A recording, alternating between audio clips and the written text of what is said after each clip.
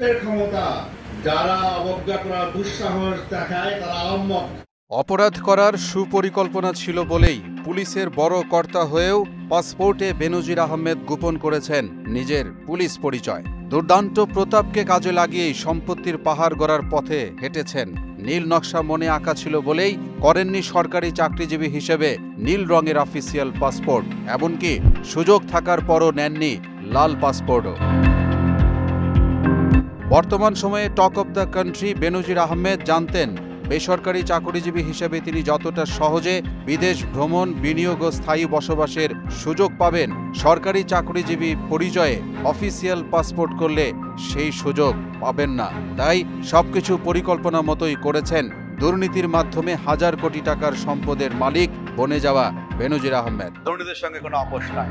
সরকারি কর্মকর্তারা পূর্বানুমোদন ছাড়া বিদেশ যেতে পারেন না, কিন্তু বেনজির আহমেদ সে যাত্রায় বরাবরই দেখিয়েছেন বৃদ্ধাঙ্গুলি। জানা যায় বেনজির তার পুরনো হাতে লেখা পাসপোর্ট নবায়নের আবেদন করেন 2010 সালের 11 অক্টোবর, যেখানে পরিচয় আড়াল করে আবেদনপত্রে পেশা হিসেবে লেখেন প্রাইভেট সার্ভিস।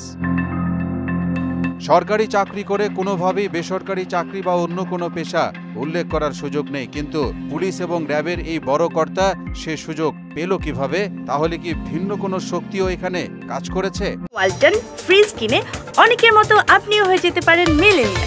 সেরা পণ্যের সেরা অফার। ঘটনার এখানেই শেষ নয়। 2010 সালের 14 অক্টোবর বেনজিরকে নবায়নকৃত মেশিন রিডেবল পাসপোর্ট দেওয়া হয়, কিন্তু বেনজির মেয়াদ পূর্তির আগেই 2014 সালে পাসপোর্ট নবায়নের আবেদন করেন। তখনও যথারীতি নিজেকে বেসরকারি চাকরিজীবী বলে পরিচয় দেন।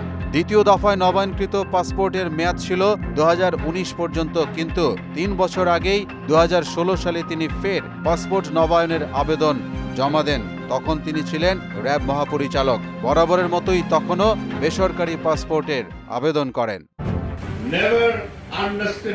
জানা যায় বেনজির কখনো নিজে পাসপোর্ট অফিসে যেতেন না, পাঠাতেন তার ব্যক্তিগত কর্মকর্তাদের। আর র্যাব মহাপরিচালকের বেসরকারি পাসপোর্ট দেখে সংশ্লিষ্ট পাসপোর্ট কর্মকর্তাদের তখন কিছুটা সন্দেহ হয়। তাই বিষয়টি নজরে আনা হয় পাসপোর্ট অধিদপ্তরের তৎকালীন মহাপরিচালকের। তিনি আটকে দেন বেনজিরের আবেদনপত্র দাখিল করতে বলা হয় এনওসি, কিন্তু কাজের কাজ কিছুই হয়নি।